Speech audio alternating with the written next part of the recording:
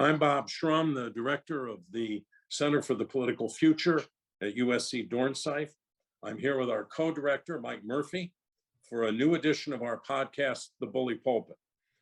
We will have a discussion with our guests for 40 to 45 minutes and then open it up to questions from our audience. Please put your questions in the chat. Now let me introduce two extraordinary people. Jessica Lall is the president and CEO of the Central City Association, CCA, an advocacy group focused on promoting a vibrant business climate in downtown Los Angeles and increasing economic opportunity across the region. We're thrilled that Jessica will join us as our Barbara Boxer Fellow this fall to lead a study group on local leadership and community change. Elan Carr served as the U.S. Special Envoy to monitor and combat anti-Semitism in the Trump administration. He was also a deputy district attorney in Los Angeles County, a candidate for Congress who almost pulled off a legendary upset, and a decorated officer in the United States Army Reserve. We're thrilled that he too will be joining the center as our 2022 Polak Foundation Fellow to lead a study group on America and anti-Semitism, how the United States wrestles with the world's oldest hatred.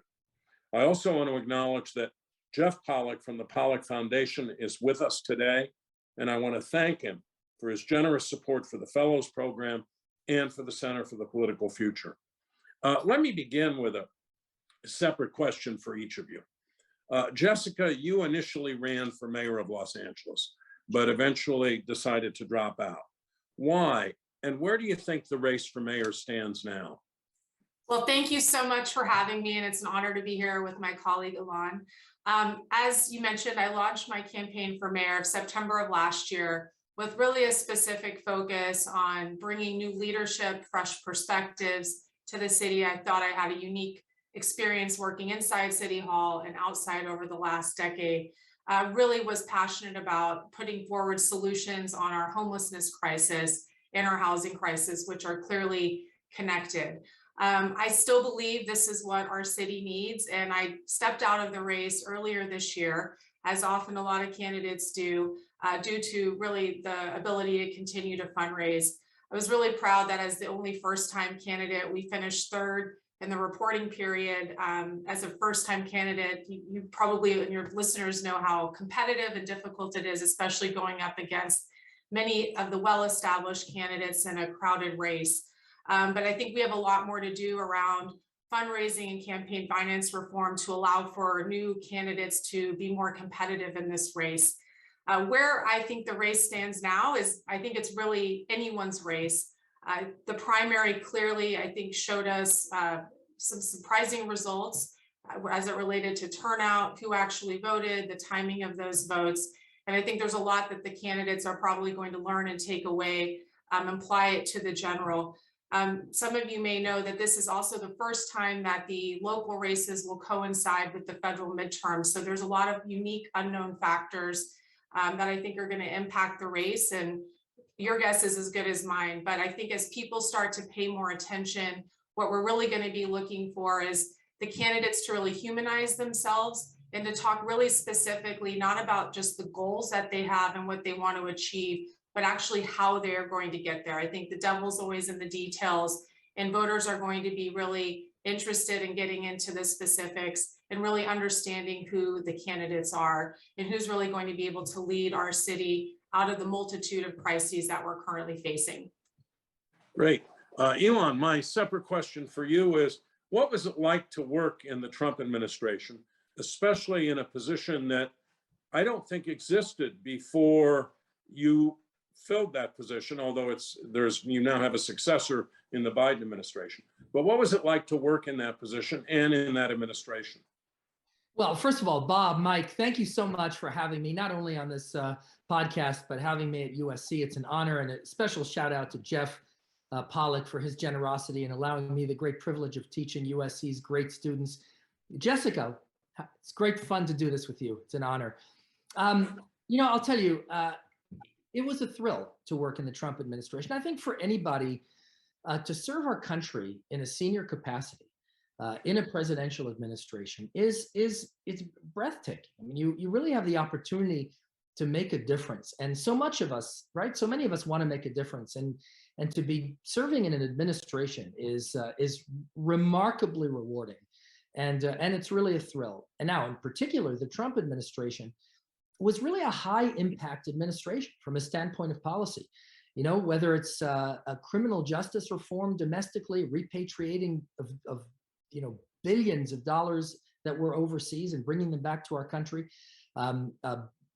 supporting the national defense and law enforcement, foreign policy achievements, peace in the Middle East, right? I mean, remarkable things were happening. And to be a part of that was really, really a thrill. And I will tell you, Bob, from my portfolio in particular, being in charge of the fight against this awful sickness that is Jew hatred, the often called the world's oldest hatred.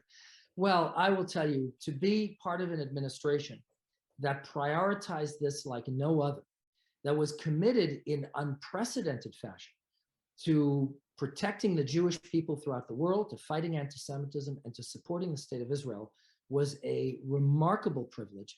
And it allowed me really to do, I tripled the size of the team. Actually, I had predecessors in office. It was created by statute. Congress created this role in 2004. But I tripled the size of the team. I was able to post real diplomatic achievements.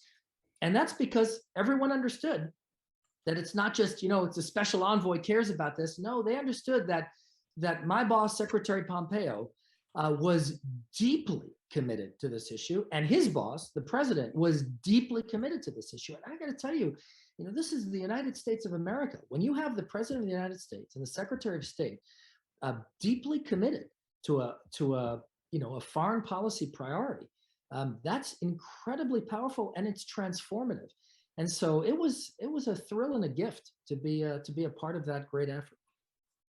Mike, you want to throw a question in here?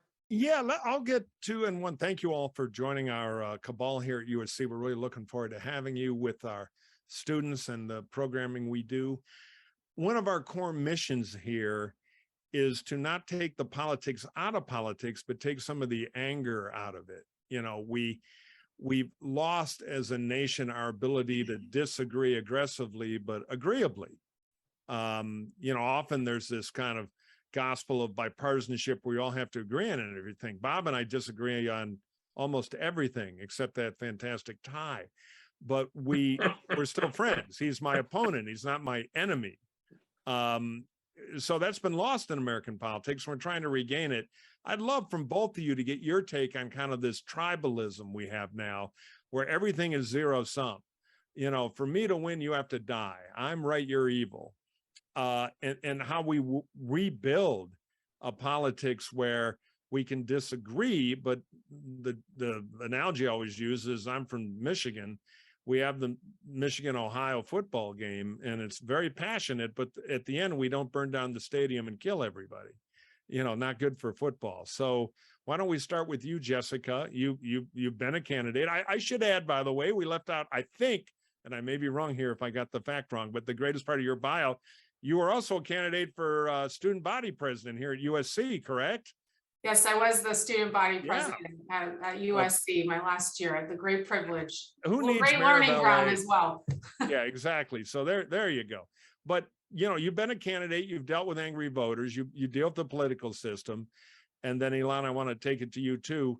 What are your observations about this and ideas for how we might make some progress? Yeah, this is a really important question. I think the work of the center gets at the core of this, which is why it's for me an honor to be truly a part of it. We're living in such polarizing times. I think polling shows us that more people care about marrying someone of now their own political party than they do anything else. And that's really a staggering thing to think about. I think we've really lost the ability to agree to disagree and to value having that kind of conversation. I definitely saw this as a candidate. One anecdote that I will share that I think is important is giving people more credibility and being more honest and direct with them about your views when you do have the opinion. So I'll give an example. I'm a very pro-housing candidate. That can be a very controversial issue in different parts of the city. And I went into a neighborhood council group that was sort of anti-some policies coming out of the state for fear of how it was going to impact their communities, which is a very valid concern. And I had, in my current role at CCA, supported these positions. And I went in and we had a discussion internally about how strongly I should stand by that decision. But I was really open and direct when asked about it. And I fully expected to get sort of kicked out of the meeting and no one ever want to speak to me again. But I explained my thinking. I asked them questions to better understand their perspective, coming from a sincere place and trying to find areas where we could actually agree and expound upon that. And I'll say, you know, I got asked some tough questions, but after that meeting was over, some of my strongest supporters actually came from that conversation. And I think what I took away from that was people really do want you to be direct with them. They want to understand your values, your thought, and trust that you are going to come to them and seek their input. And I don't think this is a silver bullet, it's going to solve anything, but I think that we see so much in pandering in politics, people trying to say what they think people want to hear, and then they go and do something else. And I think that breeds distrust, which I think is fundamental to being able to overcome and build consensus towards different ways of thinking and acting. So, you know, I think that's one learning lesson that I take away and want to apply in other places of my life to do my part in terms of bringing more sincere discussion around difficult issues that are going to continue. Elan? Yeah, I couldn't agree with Jessica more, and I'm glad you posed this question, because this is not only, this mood we're in is not only distasteful and unpleasant, it is dangerous. It is dangerous for the future of the republic. The very fabric of our body politic is fraying. I wrote an op-ed about this after the 2016 election, and I said, my goodness, what's going on? This is getting worse and worse every year. And I'll tell you, this is, it is a combination of tribalism, hatred, and irrationality. Because, it's one thing to be tribal, but rationality, hopefully, will always bring a person back to the issues, to the evidence, to the facts. But many of us have abandoned that, and it's tribalism with really sort of pathological irrationality, and it's terrible. Jessica talked about the marriage poll. I saw that poll as well. I'm proud to say I'm a lifelong Republican. My wife is a lifelong Democrat, and I'll tell you, we agree on 90% of the issues, because when you talk issues, look, who doesn't want clean air and clean water? Who doesn't want good jobs and good wages and an expanding private sector? Who doesn't want a strong national defense that protects us and our children? These are issues that can bring us all together. Now, of course, I'm not naive, the devil is in the details, how you get there. Of course, there are differences. But, when you start with commonality, and I think here really is the bottom line. This is the case in this great democratic experiment that is the United States, but it's also the case in our personal relationships and in our marriages. If you start with the differences, if you focus on what divides you, the marriage is going to end. And God forbid should our republic face that fate. But if you focus on the vast acreage of common ground that unites us and brings us together, you find that the differences are surmountable. And this is really critical. We've got to start not only focusing, but teaching. This has got to start in schools. We've got to teach, first of all, critical thinking. But we've also got to teach, the basic DNA of America, what this country is founded on, the principles that have made our country great, and all of those great, wonderful, beautiful things that unites us. And then, you know what? The differences seem far, far less important. And that's really a recipe that is not only important, I would say essential for the survival and the continued prosperity of our country. A quick follow-up, Bob, unless you've got a comment. No, I have a follow-up too, but you go ahead. Oh, just quickly, I'm reminded, I have a friend who's a now retired, semi-retired legendary ad man. He's the guy who wrote lines like BMW, the ultimate driving machine. And he's been out trying to sell the idea that some sort of common civics education has been lost, and that democracy is so important, it can't be told, it needs to be sold. I think now in the world we have of digital media where everybody can talk to everybody instantly for free, hate speech has had a huge comeback as an offset of this tribalism. So I was going to ask you just quick briefly, and then we'll go to Bob. What do we do about that? How do we balance our cherished First Amendment rights with the ability now to have hate speech, not just be scrawled on a tree near your hut in the woods somewhere, but go to 1 million people through social media with algorithms that often reward hot conversations where hate speech is amplified? And when you solve that, then we've saved democracy. So no pressure. Yeah, I couldn't agree more. Whom did you want to take this first? You can go first. Yeah, you can go first. Go ahead, Elan. I couldn't agree more. This is a vexing public policy challenge. And look, in America, we regard the First Amendment as a gift, not a burden. Right. Just because we refuse to censor vile hate speech, and that's what the First Amendment means, right? We do not censor speech based on content, even when it's wrong, even when it's morally wrong and vile and despicable. We all know about the Skokie case, right? Supreme Court said that the American Nazi Party could march in Skokie, Illinois. That's the First Amendment.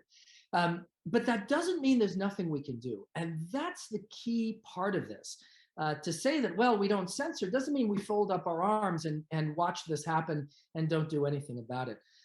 Now, first of all, a civics education is key. I couldn't agree with you more. But let's talk nuts and bolts about this particular issue.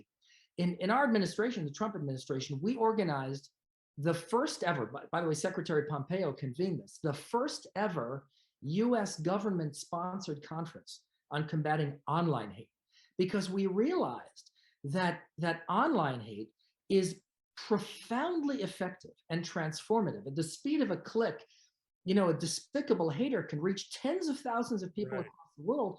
And now there's research done in Europe showing that the period of time required to radicalize a person to violence, literally to undertake a violent action, is a fraction of the time when the radicalization occurs online as opposed to offline. So now we have data showing that it is powerful, transformative, and has real and tragic offline effects. So look, we had a number of solutions. It's complicated, but I'll just run through very quickly. One thing is to encourage businesses to funnel their advertising dollars voluntarily, to funnel those dollars away from sites that tend to have haters and tend to propagate that kind of hate. Another thing is to track and monitor, because tracking and monitoring is critical. Now there are remarkable organizations using artificial intelligence that can track how this hate spreads. Turns out it's very much like a public health pandemic, right? There are centers, there are hubs of transmission where these things tend to propagate. And if you have activists join in, again, all voluntary, to fire back and respond to these nodes of hate on the internet, that can be very effective. There are all kinds of things we can do, but it requires coordination between the internet platforms, civic society, and governments. But censorship is not the answer. And I'll conclude with this, nor is it the answer to delegate the censorship to private companies. Just because the US government can't do it, that doesn't mean we want Twitter to be a censor of content speech, or Facebook or anyone else, because we don't trust them to do it right. But there are things we can do, and we've got to take this seriously, because we really are all imperiled by this pandemic of hate on the internet and social media.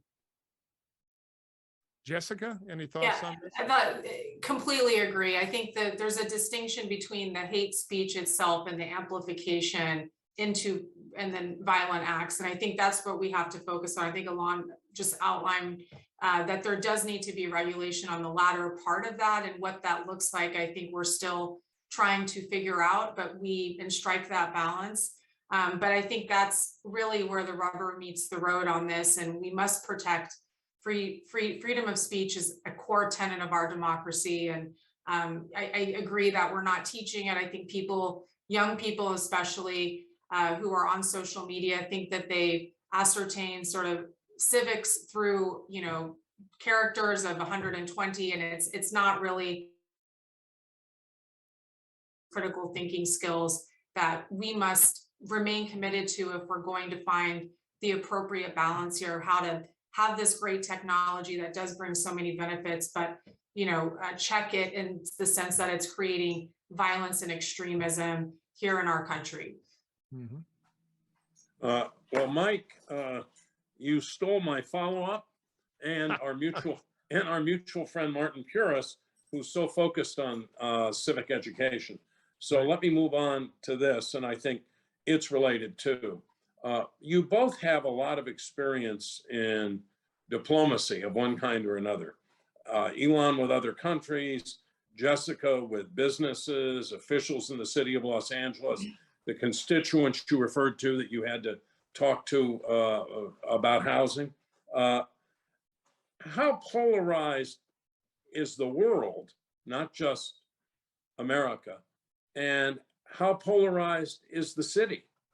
And Jessica, you can go first if you want.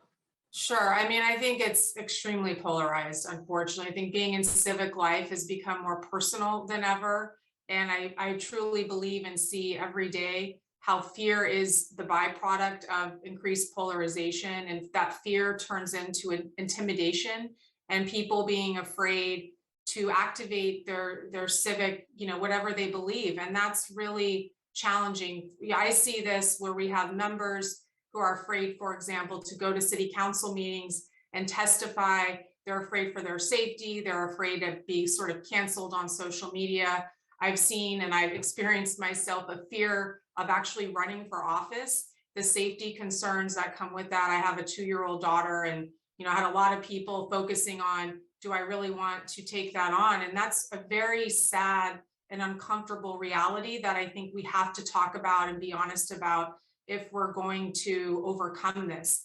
But in terms of CCA and trying to build coalitions, the public, the private, government to come together, we've noticed a difference. People are afraid of how they're going to be perceived to sit at the table with somebody who has an opposite perspective or comes from a different sector. This is really challenging our advocacy work and our ability to put forward comprehensive solutions just simply out of fear of the backlash from folks' constituents. For me, I think that strong communication and openness, again, goes a long way in terms of building those relationships. You have to start from a place of a shared goal or a value and being willing to agree to disagree.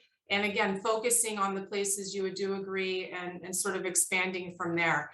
But this is something that worries me. I think our organization, and I think this is sort of a microcosm of what we're seeing nationally, that if stakeholders in a city like Los Angeles can't even come together and be willing to sit and talk and then take that to City Hall, and it really is alarming. And I think it's something that we have to really push to overcome. And I think the extremism on both sides is sort of fueling that fear and intimidation.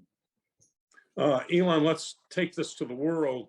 And I'm thinking, for example, of the role you had and what we're seeing in parts of Eastern Europe, which is blatant anti-Semitism combined with calls for race purity. I mean, how do you deal with that? Yeah, so the polarization is global. I mean, there's no question about that. There are a number of reasons for it. One is actually the rise of nationalism in Europe as a response, or perhaps in sort of a symbiotic resonance with the rise of anti-national, sort of left-wing anti-nationalism, right-wing nationalism. And by the way, the nationalism by itself doesn't necessarily come with the package of supremacism and hatred and anti-Semitism, but there certainly has been as well. The ultra-right, the far-right, the ethnic supremacists have risen as well and are poisonous. And so we are seeing that. And extremism and the rise in extremism is part of it. But another driver of all this, and we talked about this in response to your last question, is the internet and social media. And the fact that people can gin themselves up by resonating with a single kind of ideological position and confine all of their information and all of their circle of online interactions with one particular viewpoint and entirely censor from their exposure any alternative viewpoint or even anybody who might point out the danger of the path they're on, is extremely destructive. And that's what we're seeing in the United States. That's what we're seeing in Europe. You said Eastern Europe. It's not only Eastern Europe. I mean, there's enormous polarization in Western Europe as well.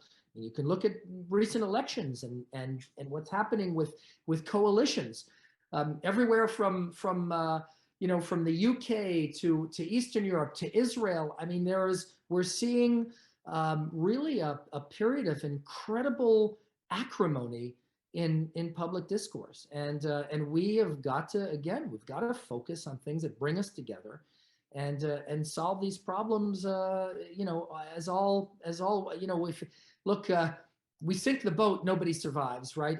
And we've got to start hammering home what it takes to have a country and have a country succeed. And that's the case for us as Americans, but also this is a recipe for every country in the world. Elan, can you give me an example of a difficult situation you had to cope with in your role as the envoy to combat anti-Semitism and what you did about it? Sure. I think that when you're doing diplomacy and you're making asks, I mean, if you're doing diplomacy the way it should be doing, you are making significant asks of your interlocutors, right? Otherwise, why bother? And before I before I visited a foreign capital, I did my homework and I prepared extensively, and I knew exactly what was going well in that country and what wasn't going well in that country. And, I was diplomatic, as a diplomat should be. Thank you for A, B, C, D. We appreciate it. Let's now talk about, D, E, F, G, that kind of thing. And the challenge is always how hard to push.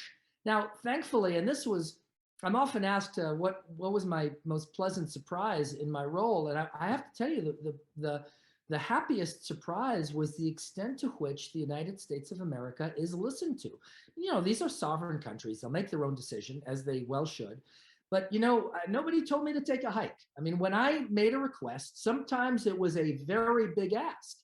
And the response I always got was, well, okay, we'll see what we can do. And I will tell you that I can't, without disclosing diplomatic confidences, some countries did remarkably significant things in response to requests I made. I mean, look, one country withdrew a piece of legislation from its parliament. I mean, you can't get a bigger ask than you've got a bill on the floor, take it down. I mean, that's a very big ask, and that was done. And so it really, really remarkable. But the challenge is, now the question is, what's the challenge? What happens when a country says no? Okay. It's always polite. It was never rude, but there were not many occasions, but there were one or two occasions when the response was no. Well, then you've got to say, okay, how important is this issue? And if the issue is important, what are we willing to do?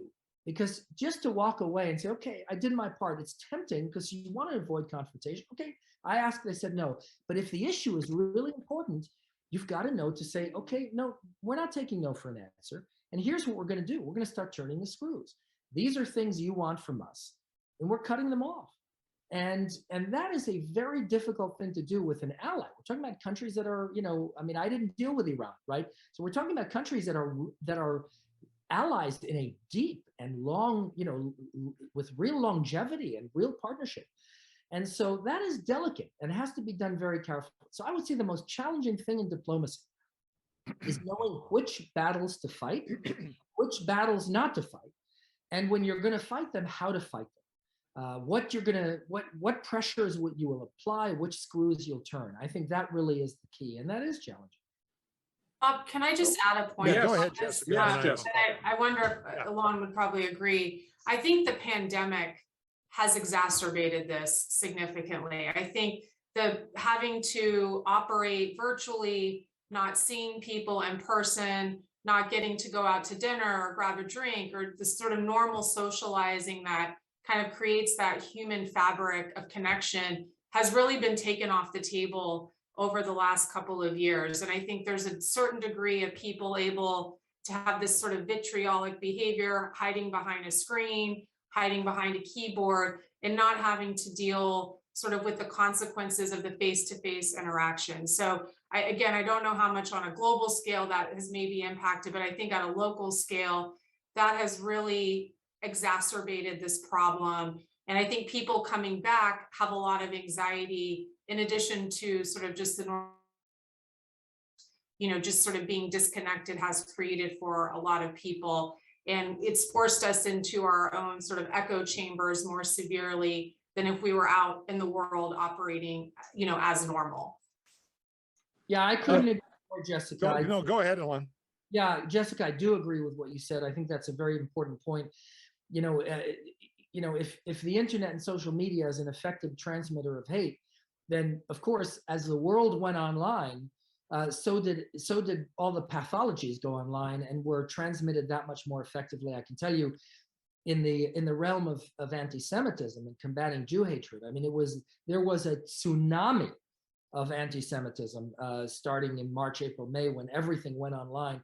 Tsunami of anti-Semitism. In the first after the shutdowns in maybe the 8 months of 2020, there were literally millions of posts that were anti-Semitic that were measured, and that's just in the visible web. That's just in the visible social media. And the deep web is far worse and far more ghastly in what's expressed there. I mean, as bad as we think social media is, once you go to the deep web and you accord these people any veil of anonymity, the vile things that are said openly, is your hair stands on it at this stuff, and it's just awful. It's awful. So a quick kind of follow-up, kind of a cousin of this question, Elan, and I'm Jessica, you probably will have thoughts too, on the diplomacy side of it, and anti-Semitism and the whole U.S.-Israel relationship, which is so key to both countries for such a long time. There's been some turbulence. There are some elements of the Republican Party that I think undercut the traditional relationship. There's some elements on the left of the Democratic Party that have been undercutting what traditionally has been an extremely strong bipartisan consensus on Israel. And there are critics in the U.S. who would point, I think, particularly to President Netanyahu during his time, for criticizing him for playing American politics pretty aggressively and, having a personality that can be controversial, at least among some. You probably swam through this a lot in your former job, and I'm sure you're a very acute and informed observer now. Where do you think the relationship stands now? Is it repairing? What steps may be needed? I mean, what's your take on this whole thing? Because it's not where it was at its pinnacle some years ago. There've been years of bumpiness, like any important bilateral relationship. But I'd love your take on all this and what you think the best path forward for both countries is. Yeah, it's a terrific question. And there were periods of bumpiness, and recent history and in not so recent history. Look, I would say this: the United States is still pretty much the most philo-Semitic country in the world. Polls show this. Jews are highly regarded among Americans, among rank and file Americans. And Israel is highly regarded. Israel's favorability numbers in polls is off the charts. And there aren't many countries in the world where that's the case. Americans truly treasure the Jewish people and the state of Israel. And that is a wonderful thing. There are many historical reasons for it. It's not only because of, shared security challenges. It's deep. It has to do with values, Judeo-Christian values, but that's still going strong. But I will tell you what the warning signs are. The red flag is what's happening in academia. And, just like we're not teaching civics and American values. And by the way, how did we ever think that we can forget to teach, basic constitutional structure and American values, the creed on which our country was built, right, and think that the next generation is going to be committed to it? I mean, why would we have ever thought something like that? Well, so too, there is a forced indoctrination against Israel, and frankly, in many cases, Jews going on. It started on college. Now it's in high schools and middle schools and sometimes elementary schools, and it is terrifying. I'll tell you that in the ascendancy of the Jeremy Corbyn cabal in the UK, when he might have been the next prime minister, and the world was in trepidation over this, a very brave Labour MP who walked out of the Labour Party. This MP said, "I won't sit in the same table with anti-Semites." Lifelong Labour MP. This MP said to me, "This disaster we have in the UK all started on the campuses. And we did nothing because we said, well, it's just students. And then it moved into the Labor Party, and we did nothing because we said, well, it's just the far left fringe. And today they won and we lost, and I no longer have a political party.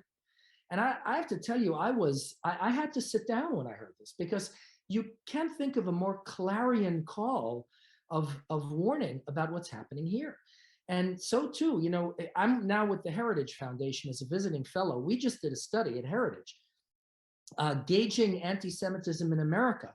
Not asking, do you hate Jews, right? But using cues and positions on all kinds of issues that kind of test whether a person has a kind of a disfavorable inclination toward the Jewish people generally. And you know what we found out? This will come, probably is no surprise to you. It didn't surprise me, but now we have data. The more educated the American and the more elite the education, the more anti-Semitic they are, right? And so it's not about ignorance or poverty, this kind of notion that, oh, hate springs from ignorance or springs from lack of privilege. No, it springs from indoctrination. That's where hatred comes from. It's the same thing, by the way, in the jihadi world. There was, during the height of the Second Intifada, when buses and streets were blowing up in Israel, they did a survey. The majority of Palestinian suicide bombers were middle class and educated. Why? Because it's those people that are subject to a forced, focused indoctrination. And we're seeing the results of this. And this is absolutely outrageous. This is what we're seeing in Congress. It's not the ethnicity of the loudest voices that are anti-Semitic. It's not their ethnicity, it's their age. They were in college recently, and the things they're saying in Congress is spoken as orthodoxy on campuses. You mean in college, not Congress? No, the things that are said in Congress now I see. are spoken orthodoxy on campus. Oh, and I see. So we've got to bring real diversity, right? Real diversity to campus life and to education. And that means diversity of ideas, diversity of thought, diversity of positions, and inculcating our young Americans in critical thinking and critical reasoning. That, by the way, not only solves the anti-Semitism problem, that solves the polarization problem. That solves the anti-Americanism problem.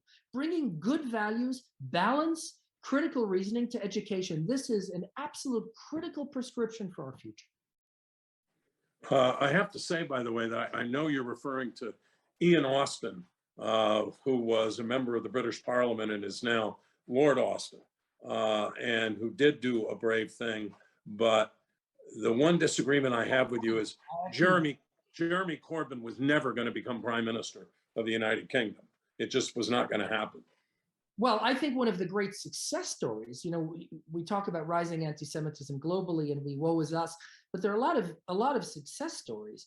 I think one of the biggest success stories, I actually had the great privilege of speaking in Parliament in London about Jeremy Corbyn and what that represents. I'll tell you, one of the great success stories was his stunning defeat. And not only was he defeated, but regular rank and file Brits and Poles, many of them responded to polls by saying anti-Semitism was one of the reasons that they were embarrassed for the United Kingdom. They were appalled by it. And you know, that is that's transformative. It's a tremendous win. When Theresa May says anti-Semitism has no place in our country, and when ordinary Brits say this is embarrassing for England, this is a huge success. And so his defeat was a big deal. But I'll tell you, Bob, people were worried. I mean, you can't deny that people were very worried he would occupy number 10 Downing Street. I know personally that the Jewish community in the UK, there was a huge run on apartments in Israel. People were buying. They were scared to death. And they said publicly, this will end the Jewish community in the UK. They were very afraid. And so you can't deny that that was real fear. No, I did a lot of campaigns in Britain. And one of the ways I knew Ian was that he was press secretary to Prime Minister Gordon Brown, who actually, I think, was the first British Prime Minister ever to speak to the Knesset. So in a way, I would argue that Jeremy Corbyn was an outlier here in terms of the traditions of the leadership of the Labour Party. And I never thought he could win, but I understand why people were fearful. Now I want to shift this for a minute and start with Jessica, if I can, because she has to deal with this at a business level almost every day. And I think it's a question that we don't focus much on because we're tired of it. COVID was mentioned earlier, but right now the pandemic seems to be psychologically over, but not biologically over. We're seeing a rise in cases here in Los Angeles. We're seeing much higher death rates here in LA than in San Francisco. Do you think political leaders, Jessica, are handling this issue the right way, or what should they be doing differently? Yeah, this is a complicated question, just like all the other questions. Let's start with the fact that governing a mega metropolis through a crisis with ever-changing facts and data, really through bureaucracies, which are set up to move slowly, is really, really challenging. And I think what we've seen here in LA and LA County is, really good intentions, trying to follow the science, trying to consider the economy, families, public sentiment, but also just in an effort to move fast and swiftly. I think oftentimes, as we've come up with rules and regulations, we haven't always taken the time to consult with the industries that are going to be directly impacted by these rules and regulations to make sure they are in fact practical, that they are in fact addressing their intended outcomes. And I think as a result, we've seen some distrust, we've seen false starts. I think a one-size-fits-all approach is really challenging in an economy as complex as LA County. Unfortunately, the pandemic is also an excellent example about how something can become highly politically polarizing when it is in fact sort of a health pandemic. We've seen this with masks and with the potential for masks coming back.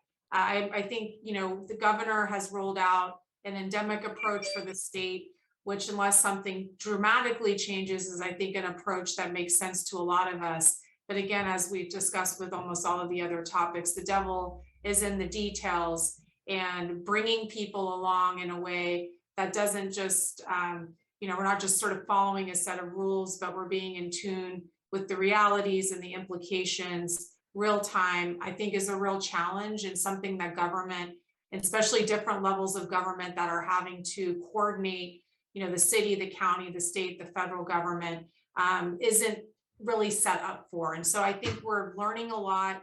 We're continuing to reflect and adapt.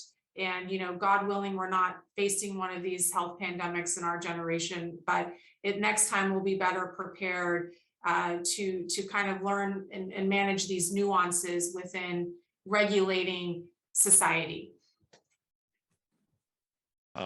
I've got a question for both of you, and then we might go to questions, which you can put in the chat room, and we will do our best to try to answer them. No algebra, please. Which is, let's talk about the center and your study groups, your seminars. We're very, getting a lot of interest. So why don't you each take a few minutes and talk about what you're planning to do, what you're looking at, and, what you hope that the students who participate will learn from them. Jessica, you want to go first? Sure. I'm really excited about our study group. It's called Local Leadership and Community Systems Change. What that translates into English is that we're going to be exploring LA's dynamic context and what it means to actually be a leader within. We're going to look at how change happens across sectors, including local government, the private sector, nonprofit, doing a lot of what we're talking here today. How do you bring people together and catalyze change in a very polarizing environment? My hope personally is that students are going to learn about coalition building, civic engagement at the local level, and gain practical insights in how power is distributed across the ecosystem, and share their reflections and expertise with their peers, and hopefully better prepare them to be change agents in their communities once they graduate. Great. Elan? Yeah, first of all, I have to say on the last question, I would actually, Bob, I'd actually flip the question. I would say that I think COVID is biologically over, but psychologically not over. I mean, it's biologically not gone, but it is endemic. And although it strikes some people with grievous effects, and I don't minimize that, just like the flu does, right? But psychologically, we're still torturing a lot of Americans with policies that I think are no longer needed. And I'll tell you, we talk about not following the science. What we've done to children in the state and many states, right, across America, is heartbreaking. And I think this is we're gonna see the results of this for years. And we need to work very hard on getting children back up to speed, because that was really unforgivable what we did to America's kids. Well, I'm incredibly excited to be part of the USC community campus. I know well over many years, where I've spent time with many USC students over the years, and I'm also so excited about Dornsife and the Center for the Political Future because of what Dornsife represents. The antidote. You are the antidote for so many of the pathologies and civic challenges we've been discussing, even on this webinar in the last hour. So it's incredibly exciting. What we're going to be talking about in our study group is the world's oldest hatred. What are the Jewish people? What is anti-Semitism? And why should this small little sliver of the world's population be the focus of so much angst and so much hatred and so much persecution? We're going to look at that, sort of the ontology of anti-Semitism, kind of to borrow a title from one of the books on the subject, Why the Jews, right? Why the Jews in the crosshairs? But more than that, we're going to look at America's war against Jew hatred as an example of what it means to be a moral leader in the world, right? A moral values-based foreign policy. And we're going to look at that concept of values-based foreign policy, taking America's fight against anti-Semitism as the case study. So I'm very excited about this. It's a great topic. It's a hot topic. To say how hot it is, I'll tell you a story. I was on the Capitol Hill, and Brad Schneider, Congressman Schneider, walks up to me and he opens his phone and he starts flipping to all the top headlines. He says, these are just random headlines. Look, anti-Semitism, anti-Semitism, anti-Semitism, Israel hatred, he says, what is going on? This is like dominating the headlines here. That's right. It's rising, and people are shocked that, you know, it's been less than 80 years since the end of the most horrific bloodletting in the history of the world, or the Holocaust. 80 years since it's ended, and Jew hatred is rising. How can that be? And that's what we're going to be discussing in our study group, and America's response to Jew hatred, a response that I would argue of which we all can be very proud. Mike, you want to go to these audience I would like questions? to. Yeah. Thank you, Bob. And again, if you have a question, just put them in the chat room. And I apologize in advance if I mangle the pronunciation of your name. I'm terrible at that. I blame third grade. Savag Dikijian, again, apologies, Savag. A question from him to everybody. Is it true that being critical of Israel is anti-Semitic? Can Israel benefit from our criticism? Why don't Jessica and Elan, you take a shot at that? I would say no. Being critical of Israel is not being anti-Semitic, of course. Yeah, of course, not at all. One could be critical of any country. In fact, one of the main diplomatic initiatives of my team and of me when I was in office was pushing for the adoption of sort of the gold standard internationally accepted definition of anti-Semitism. It's called the IHRA definition, IHRA. It's the definition put forth by the International Holocaust Remembrance Alliance. And the power of the definition is it provides 11 contemporary manifestations, examples of contemporary manifestations of anti-Semitism. And those educate us on where hatred of Israel is anti-Semitic. Now, of course, hatred of the nation state of the Jewish people, right? Hatred of the Jewish state is hatred of the Jewish people. But that doesn't mean criticism. Any country can be criticized, and exceptions can be taken to Israeli policies. However, interestingly enough, one of the examples given is subjecting Israel to a double standard to which no other democracy in the world is held. That is an example of anti-Semitism. So it's not, Israel can be criticized, but if there is a focus on Israel, and in other countries, no other country is focused on, and Israel is attacked, let's say, for defending itself, well, then you have to ask, okay, what's the motivation for that? So the IRA definition is a powerful tool, and it explicitly says, by the way, criticism of Israel is not anti-Semitic. So it explicitly says that. And yes, every country can benefit from fair, balanced criticism. Absolutely, Israel can, and America can. Anyone else? Okay, Anonymous has a question. Do you think blue states will become bluer and red states will become redder over the next decade? Why or why not? And is that a good thing? I'll take a first crack at it. That has been the trend, though, as population growth is, it's really about counties. A bunch of the blue vote comes out of only about 200 counties in the US, really even 170, and there are over 3,100 counties. So it's more a concentration of vote, and that has been the trend. Whether it'll level off or continue, I'm not sure. Yeah, I'll tell a story about that. As we know, people are migrating en masse to Florida because Florida has done a very good job in so many different ways. But I'll tell you a story that is maybe different from what people expect. I know many cases of Democrats who have moved to Florida because they're sick and tired of far left politics and of crime and everything else. And what I've heard from them in Florida is how nice it is that you can be a Democrat and a Republican, and you can be public. You're not afraid to share your views. You're not afraid to say, I'm a registered X or a registered Y, and you're not afraid to say that I like President Trump or I hate President Trump. You can say all of these things and nobody cancels you and nobody attacks you. How refreshing is that? And so I think, I think a lot of Americans are sick and tired of this kind of tyranny, this tyrannical orthodoxy that is being imposed on people, especially in places like LA County and San Francisco and Chicago and some other places. And it's deeply unhealthy. And I think if there is a revolt against this, if people stand up and say enough is enough, we're not going to submit to this nonsense, I think that will be a great gift for America. I tried a Biden sticker in the Villages in Florida, and luckily I could outrun an old golf cart, but I do take your point.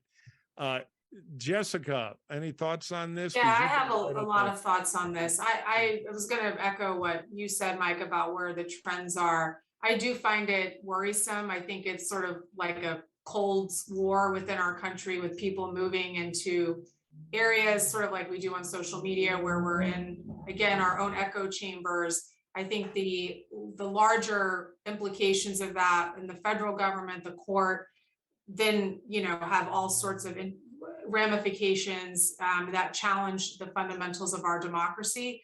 I think, areas where this is going to get interesting. I was just meeting with a group of business leaders last night, and we were talking about sort of the migration from businesses to Texas. But now with, a lot of the abortion policies in some of these states being so restrictive, and, we don't need to get into that, but how the messaging now is going to swing back potentially to states and local municipalities who are going to offer women more options of choice within their own personal health care. So I think we're going to see there's so many elements that go into this. I think the pandemic and people moving out and crime and homelessness have been sort of level one. And now with sort of what some of the decisions have come out of the court and how they are impacting states very differently, it'll be interesting to see how those level out. But I don't think anyone moving to find people who have similar ideology as a reaction to maybe things that they aren't happy with in their own governments is good for democracy overall. Yeah, Mike, can I add two things? Go ahead. First, I agree with Jessica that we have some new factors in the equation that are going to scramble these trends. And the most prominent of them, I think, is the recent Supreme Court repeal of Roe v. Wade. But we'll have to wait and see. And I'm going to civilly disagree, I hope, with Elan. I'm one Democrat who is not moving to Florida, where there is an attempt to impose another form of orthodoxy. So I think we talk about these trends and population moving and all that. I suspect California will continue to attract people. I suspect that we will continue to see this state be an economic leader. And I have plenty of friends who, as Mike says, we don't agree on much of anything. But I don't think he feels compelled to leave Los Angeles. Well, wait a minute, Bob. we're to see how that Lyft initiative to raise taxes. No, I love California, but I love Florida too. I know it well. I've done a lot of cases down there. I find Miami a fascinating cosmopolitan place. So, and I like West Florida. I like Ocala. A lot of Florida I like. So, of course, neither can hold a candle to the great state of Michigan, which is, where I'm from. So you can find well thoughtful, civil people anywhere in America. We just want to increase their numbers. And I always, my wife is a liberal Democrat, and we go to dinner parties, and I'll be the freak Lord Greystoke, Tarzan figure. My God, he can eat with a fork. I've never met a Republican before. And she always teases me about it and said, well, we can always move to Dallas for a year and you get to be the freak show. Because there is this kind of geographic tribalism. But I don't know. I think Americans are essentially nice and good. And that's our nature. And I think we will over time return to it when we kind of remind ourselves of that. So I have one more question, which is a great summer question. Jessica had something. Go ahead, Jessica. Go ahead, Jessica. Yeah, if it's okay, maybe to thread a needle between Elan and Bob as a Democrat here. I think what we're seeing is states like Florida are really purple states, right? I mean, in terms of their population, I think what we're being challenged with is, do our representatives that are elected because of gerrymandering and other things reflect the popular opinion of those in the state? And so we're seeing places that, where more people have differing opinions are able to coexist, but the laws and policies coming out of those state governments are far more restrictive in one direction or another that doesn't really reflect the population as a whole. And again, I think this is a huge challenge to democracy when you maybe have, governments that are acting not reflecting majority opinion. Yeah, it's a tyranny of the primary electorate in both parties. This is why the LA mayor's race is interesting, because Rick Caruso is a very kind of unnatural thing for a city that voted for Bernie Sanders in the primary. Yet I think he's in the hunt because people want to change. But anyway, we are out of time. I want to thank our incredible panel. I'm so looking forward to their seminars here at the center. You're gonna be seeing more of them as we do more of these Zoom programs. And so, Bob, I'll turn it over to you to land the plane here, which, like all planes, requires 2 wings to fly. Thank you all. Thanks, Elan. Thanks, Jessica. This was a really interesting discussion. And I want to thank our audience and all the people who have taken an interest in the center and supported the center. We'll see you on our next Bully Pulpit podcast. Thanks a lot. See you soon.